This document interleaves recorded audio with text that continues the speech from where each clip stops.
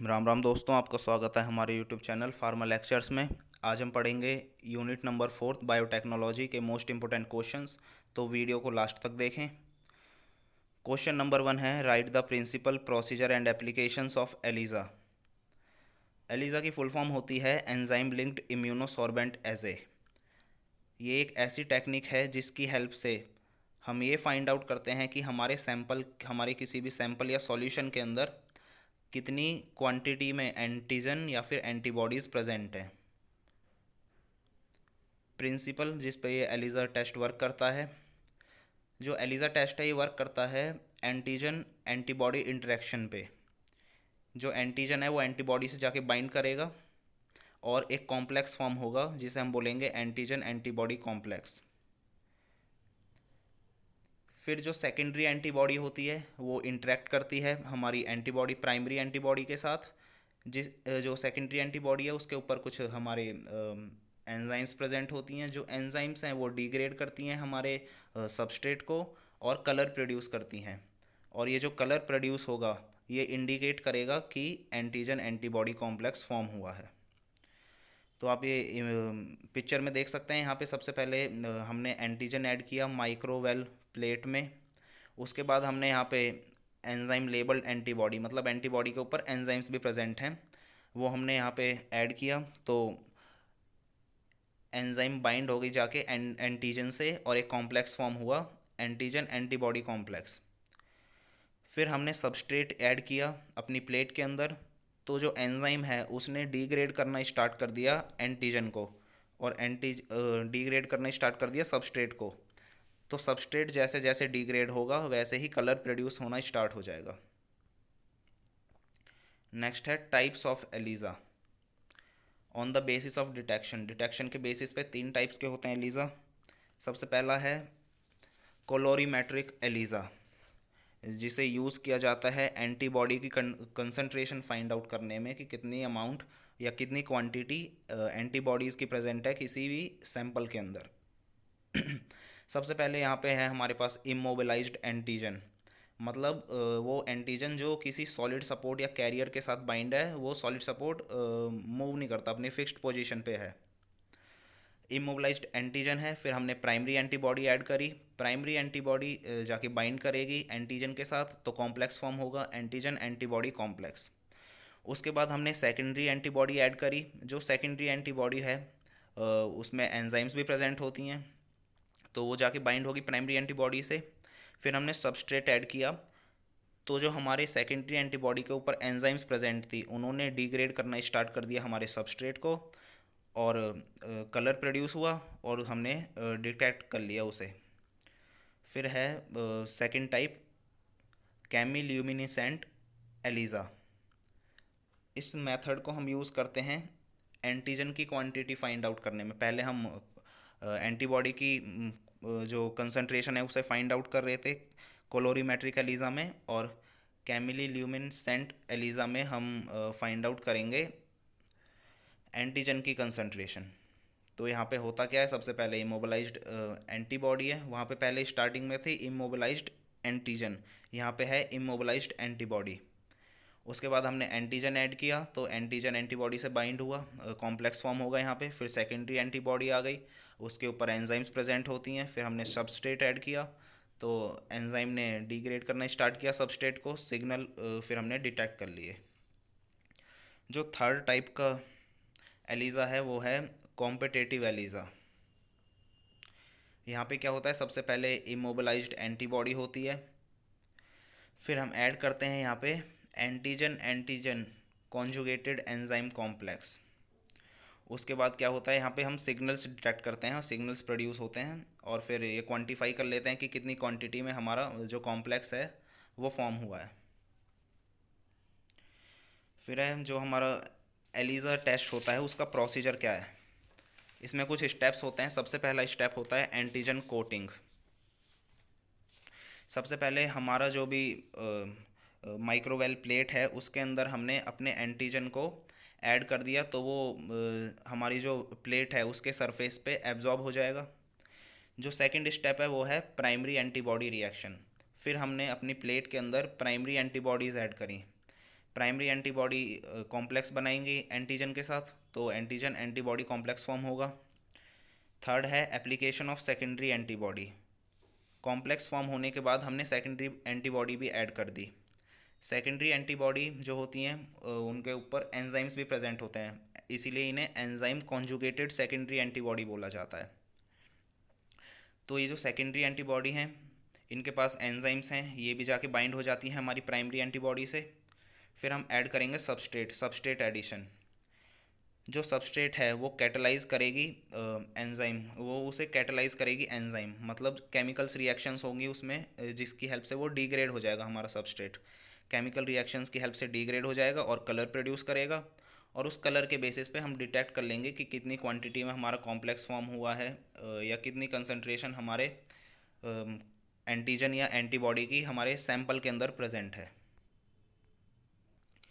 फिर है जो हमारा एलिज़ा टेस्ट होता है उसकी एप्लीकेशंस। पहली एप्लीकेशन है फूड इंडस्ट्री। फूड इंडस्ट्री में यूज़ किया जाता है एलिज़ा टेस्ट को एलर्जेंस को डिटेक्ट करने के लिए, जो हमारे फूड मटेरियल्स पे प्रेजेंट हो सकती हैं, जैसे कि मिल्क के ऊपर, वॉलनट्स के ऊपर, एग्स के ऊपर, एट्सेट्रा। सेकंड एप्लीकेशन है वैक्सीन डेवलपमेंट में। जो सेरा सैंपल्स होता है इम्यूनाइज्ड ह्यूमंस का, मतलब जिनके अंदर एंटीबॉडीज़ पहले से प्रेजेंट है, इम्यूनिटी है उनकी बॉडी में किसी भी पैथोजन के अगेंस्ट, उनके सैंपल को डिटेक्ट करने के लिए हम यूज़ करते हैं एलिज़ा टेस्ट को। थर्ड है ह्यूमोरल इम्यूनिटी। ह्यूमोरल इम्यूनिटी में एलिज़ा टेस्ट का हम यूज़ करते हैं ह्यूमोरल रिस्पॉन्स को स्टडी करने में। जो किसी भी इन्फेक्शन, जब कोई बाहर से एलर्जन हमारी बॉडी में एंटर करता है, उसके अगेंस्ट जो रिस्पॉन्सेज ह्यूमोरल इम्यूनिटी में वही एंटीबॉडीज़ फॉर्म होती हैं, वो जो रिस्पॉन्सेज आते हैं उन्हें स्टडी करने में हम एलिज़ा टेस्ट का यूज़ करते हैं। फोर्थ है डायग्नोसिस।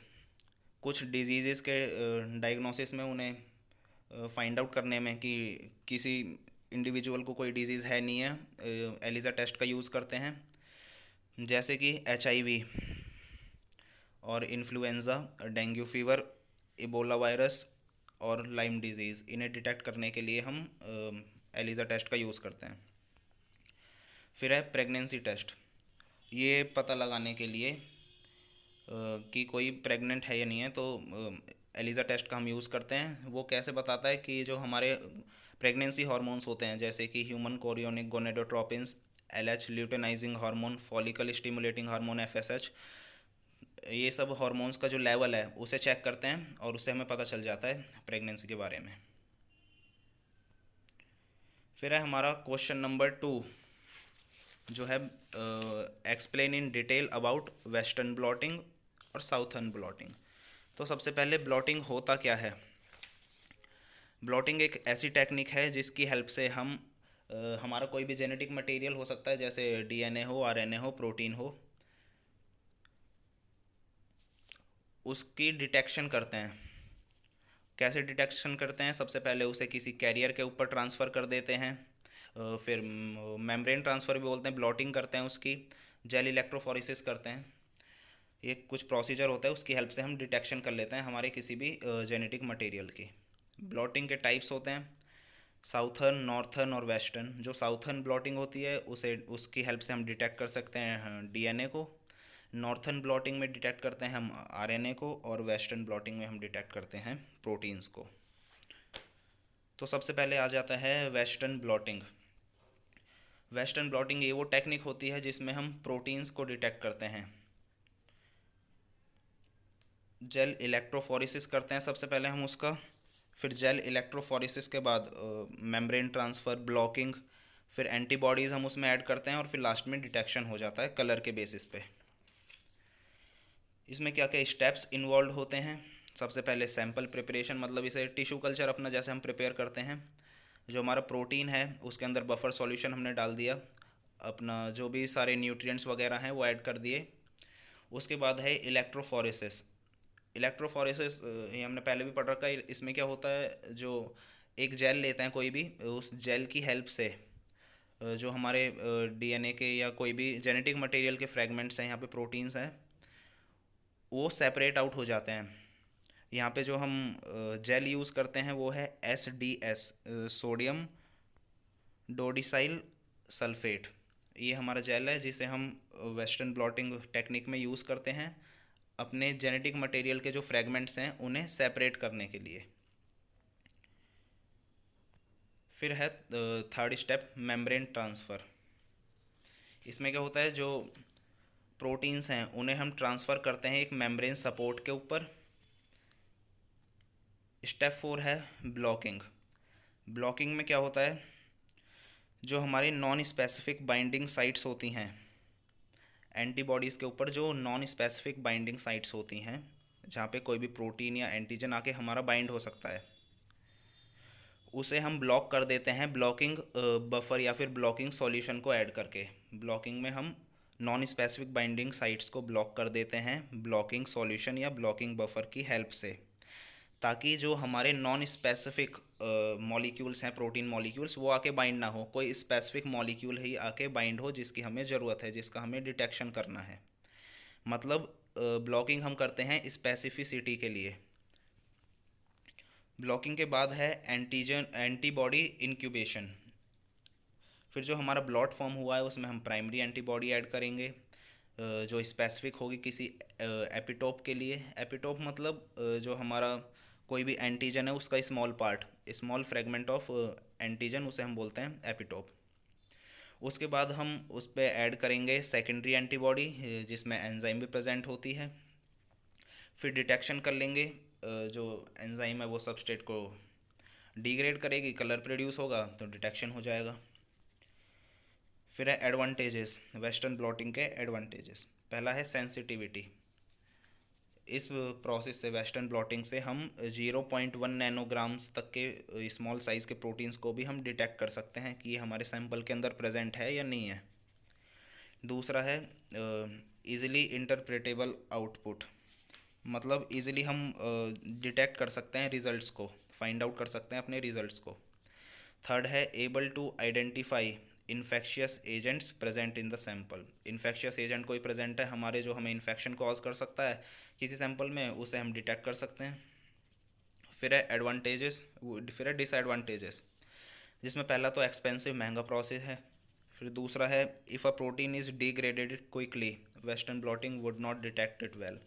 अगर कोई प्रोटीन एंजाइम की हेल्प से, एंजाइम हमने लास्ट में ऐड करी थी सेकेंडरी एंटीबॉडी, उसमें एंजाइम प्रेजेंट थी, अगर वो प्रोटीन बहुत फास्ट डिग्रेड हो रहा है फास्ट रेट पे, तो वेस्टर्न ब्लॉटिंग उसे डिटेक्ट नहीं कर पाएगी अच्छे से।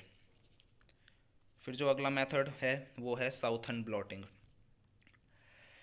इस मेथड में पहले हम वेस्टर्न ब्लॉटिंग में प्रोटीन का डिटेक्शन कर रहे थे, साउथर्न ब्लॉटिंग में हम अपने डीएनए का डिटेक्शन करेंगे। This method is named after its inventor Edwin M Southern. जिन्हें इसे डिस्कवर किया था उनका नाम था एडविन एम साउथर्न, तो उनके नाम के बेसिस पे ही साउथर्न ब्लॉटिंग इस टेक्निक का नाम रख दिया गया। फिर है प्रिंसिपल, ये बेस्ड होता है प्रिंसिपल पे। सबसे पहले हम डीएनए फ्रेगमेंट्स को सेपरेट करते हैं अपने जेल इलेक्ट्रोफोरेसिस से। फिर उसके बाद हम प्रोब हाइब्रिडाइजेशन करते हैं। प्रोब क्या होता है, प्रोब एक हमारे कोई भी डीएनए है जैसे, उसका कोई स्मॉल पीस होता है जो कॉम्प्लीमेंट्री होता है हमारे डीएनए के, मतलब जो जेनेटिक सीक्वेंस है वो सिमिलर होगा, दोनों का कॉम्प्लीमेंट्री होगा। और हाइब्रिडाइजेशन आपको पता ही है कि हाइब्रिड्स फॉर्म हो गए, दोनों के कैरेक्टर हों दोनों डीएनए के उस मॉलिक्यूल के अंदर, तो उसे हाइब्रिडाइजेशन बोलेंगे। नेक्स्ट है प्रोसीजर, क्या क्या स्टेप्स इन्वॉल्व होते हैं साउथर्न ब्लॉटिंग में। पहला है extraction and purification of DNA from cells. दूसरा है DNA is restricted by enzymes, उसका कट करेंगे अपने डीएनए को रेस्ट्रिक्शन एंजाइम से। फिर सेपरेट करेंगे अपने जो डीएनए के फ्रेगमेंट्स कट हुए हैं उन्हें सेपरेट करेंगे जेल इलेक्ट्रोफोरेसिस टेक्निक से। फिर डीनेचर करेंगे डीएनए को, ट्रांसफ़र कर देंगे उसे फिर नाइट्रोसेल्युलोज पेपर पे, मेम्ब्रेन ट्रांसफ़र बोलते हैं इसे। फिर ऐड करेंगे हम लेबल प्रोब हाइब्रिडाइजेशन के लिए, और फिर वॉश ऑफ कर लेंगे और डिटेक्ट कर लेंगे अपने रिजल्ट्स को। ये है इसका जो प्रोसीजर है। सबसे पहले हमारे पास डीएनए मॉलिक्यूल है, उसे हमने कट किया रेस्ट्रिक्शन एंडोन्यूक्लियस एंजाइम से, तो हमें काफ़ी सारे फ्रेगमेंट्स मिल गए। फिर इन फ्रेगमेंट्स को हमने जेल इलेक्ट्रोफोरेसिस से सेपरेट कर लिया अपने साइज़ के बेसिस पे, सेपरेट हो जाते हैं जो डीएनए के फ्रेगमेंट्स होते हैं। यहाँ पे जो हम जेल यूज़ करेंगे वो है जेल इलेक्ट्रोफोरेसिस। और जो पिछले वाली टेक्निक थी वेस्टर्न ब्लॉटिंग, उसमें हम यूज़ कर रहे थे एचडीएस जेल, सोडियम डोडिसाइल सल्फेट। तो यहाँ पे डीएनए के फ्रेगमेंट्स को हमने सेपरेट कर लिया। उसके बाद है हम ट्रांसफ़र करेंगे डीएनए को सपोर्ट के ऊपर, जिसे हम बोलते हैं ब्लॉटिंग। नाइट्रोसेल्यूलोज फिल्टर का हम यहाँ पे यूज़ करेंगे। उसके बाद हम क्या करेंगे, हाइब्रिडाइजेशन करेंगे अपने लेबल्ड डीएनए प्रोब की हेल्प से। प्रोब हमें पता ही है, डीएनए का कोई स्मॉल पीस या पार्ट होता है जो कि कॉम्प्लीमेंट्री होता है, जिसमें जो जेनेटिक सीक्वेंस होता है उसका, अमाइनो एसिड्स का जो भी सीक्वेंस होता है वो सिमिलर होता है हमारे डीएनए के साथ। फिर उसके बाद हम अपने जो हाइब्रिड डीएनए है उसे डिटेक्ट कर लेंगे। नेक्स्ट है एडवांटेजेस और डिसएडवांटेजेस साउथर्न ब्लॉटिंग की। पहली है इफ़ेक्टिव वे होता है जिससे हम डिटेक्ट कर सकते हैं डीएनए के सीक्वेंस को। डीएनए को डिटेक्ट करने के लिए एक सिंपल प्रोसेस होता है। फिर है can be use to quantify the amount of DNA present. हम इससे ये भी पता लगा सकते हैं कि हमारे सैंपल के अंदर कितनी अमाउंट में डीएनए प्रेजेंट है। और फिर है चीपर देन डीएनए सीक्वेंसिंग, जो डीएनए सीक्वेंसिंग मेथड होता है उससे सस्ता प्रोसीजर होता है ये। फिर है disadvantages, complex and labour intensive process. फिर है time consuming and cumbersome process, मतलब टाइम ज़्यादा लगता है और डिफ़िकल्ट होता है इसे कैरी आउट करना, इसे पूरा प्रोसीजर इसका परफॉर्म करना। फिर है third question, describe microbial biotransformation and it's applications. जो माइक्रोबियल बायोट्रांसफॉर्मेशन होता है, ये एक प्रोसेस होता है जिसमें माइक्रो ऑर्गेनिजम्स की हेल्प से ऑर्गेनिक कंपाउंड्स को हम उनके कुछ प्रोडक्ट्स में कन्वर्ट कर देते हैं। टाइप्स जो होते हैं बायो ट्रांसफॉर्मेशन रिएक्शंस की, ऑक्सीडेशन, रिडक्शन, हाइड्रोलिसिस, कंडेंसेशन, ये सारी रिएक्शंस होती हैं। इनके एग्जांपल्स देख लेते हैं। सबसे पहले है ऑक्सीडेशन। ऑक्सीडेशन में पहली रिएक्शन है हाइड्रोक्सिलेशन, जिसमें हमारे पास है ट्रिप्टोफैन। और जो हम यहाँ पे माइक्रो ऑर्गेनिज्म यूज़ कर रहे हैं उसका बायो ट्रांसफॉर्मेशन करने के लिए वो है बैसिलस सबटिलिस। तो फॉर्म हो जाएगा हमारा प्रोडक्ट 5 हाइड्रोक्सी ट्रिप्टोफैन। फिर है सेकेंड रिएक्शन एपॉक्सीडेशन। यहाँ पे हमारे पास है 1,7 ऑक्टाडाइइन। जो हम यहाँ पे माइक्रो ऑर्गेनिज्म यूज़ करेंगे वो है स्यूडोमोनास ओलियोवेरेंस। तो हमारा जो प्रोडक्ट है वो है 7,8 इपॉक्सी 1 ऑक्टेन। फिर है हमारे पास ऑक्सीडेशन के बाद रिडक्शन रिएक्शंस। सबसे पहले रिडक्शन ऑफ कार्बोनाइल ग्रुप्स। हमारे पास है सबसे पहले एल्डिहाइड बेंजल्डिहाइड हो गया। जो हमारे पास यहाँ पे माइक्रो ऑर्गेनिज्म है वो है सैक्रोमाइसिस सेरिविजे। यहाँ पे एल्डिहाइड से अल्कोहल फॉर्म हो जाएगा रिडक्शन के बाद। तो यहाँ पे हमारा बेंजाइल अल्कोहल फॉर्म हो गया एल्डिहाइड से अल्कोहल। सेकेंड है hydrogenation of carbon carbon double bonds. तो यहाँ पे सबसे पहले हमारे पास है अल्फ़ा बीटा अनसब्स्टिट्यूटेड कार्बोक्सिलिक एसिड। और जो हम यहाँ पे यूज़ कर रहे हैं अपना माइक्रो ऑर्गेनिज्म वो है क्लोस्ट्रीडियम स्पीशीज़, जैसे क्लोस्ट्रीडियम ब्यूटाइरिकम। तो यहाँ पे जो है जो हमारा डबल बॉन्ड है वो ब्रेक हो जाएगा और हाइड्रोजन कार्बन पे हाइड्रोजन आके अटैच हो जाएगा। थर्ड रिएक्शन है ऑक्सीडेशन रिडक्शन के बाद तीसरी है हाइड्रोलिटिक रिएक्शंस। यहाँ पे सबसे पहले हाइड्रोलिसिस हो जाएगा कार्बन कार्बन डबल बॉन्ड का, मतलब यहाँ पे भी बॉन्ड ब्रेक डाउन होगा। एग्जांपल है स्ट्रेप्टोकोकस ओरियोफेसियंस, जिसमें टेट्रासाइक्लिन फॉर्म हो जाएगा। नेक्स्ट है कंडेंसेशन रिएक्शन, जिसमें आ जाती है फॉस्फोराइलेशन। स्ट्रेप्टोमाइसिन है हमारे पास, उसका बायो ट्रांसफॉर्मेशन होगा स्ट्रेप्टोमाइसिस ग्राइसियस से, तो स्ट्रेप्टोमाइसिन पी बन जाएगा। कुछ हमारे पास वाइड रेंज होती है, मतलब काफ़ी सारे वैरायटी होती हैं कैटलिस्ट की, जिन्हें हम यूज़ कर सकते हैं बायो ट्रांसफॉर्मेशन रिएक्शंस में, जैसे कि growing cells, resting cells, killed cells, immobilized cells, cell free extracts, enzymes और इमोबलाइज्ड एंजाइम्स। नेक्स्ट है एप्लीकेशंस। कि जो हमारा प्रोसेस होता है bio transformation, microbial bio transformation process, इसकी क्या क्या एप्लीकेशंस होती हैं, हम इसे कहाँ कहाँ फर्दर यूज़ कर सकते हैं। पहली एप्लीकेशन है जो माइक्रोबियल बायो ट्रांसफॉर्मेशन है, उसे यूज़ करते हैं जो हमारे पॉल्यूटेंट्स हैं, जो पॉल्यूशन कॉज करते हैं हमारे इन्वायरमेंट में, उनका ट्रांसफॉर्मेशन करने के लिए, जैसे कि हाइड्रोकार्बन्स का, फार्मास्यूटिकल सब्सटेंसेस का और मेटल्स का। जो माइक्रोबियल बायो ट्रांसफॉर्मेशन प्रोसेस है उसे हम यूज़ करते हैं फार्मास्यूटिकल रिसर्च और डेवलपमेंट में, और जो हमारी बॉडी में जो मेटाबॉलिज्म प्रोसेस हो रहे होते हैं उनके इन्वेस्टिगेशन में। जो वाइट बायोटेक्नोलॉजी है उसका उसमें हम माइक्रोबियल बायो ट्रांसफॉर्मेशन का यूज़ करते हैं अपने प्रोडक्ट को, जो हमारे इंटरेस्ट का प्रोडक्ट है उसे जनरेट करने के लिए। वाइट बायोटेक्नोलॉजी मतलब जो बायोटेक्नोलॉजी जो हमारी इंडस्ट्रीज़ में हम जिसे यूज़ करते हैं, इंडस्ट्रीज़ में प्रोडक्शन हो गया, इन सब चीज़ों में हम उसे एम्प्लॉय करते हैं। फिर है question number 4, what is mutation, explain its types in details.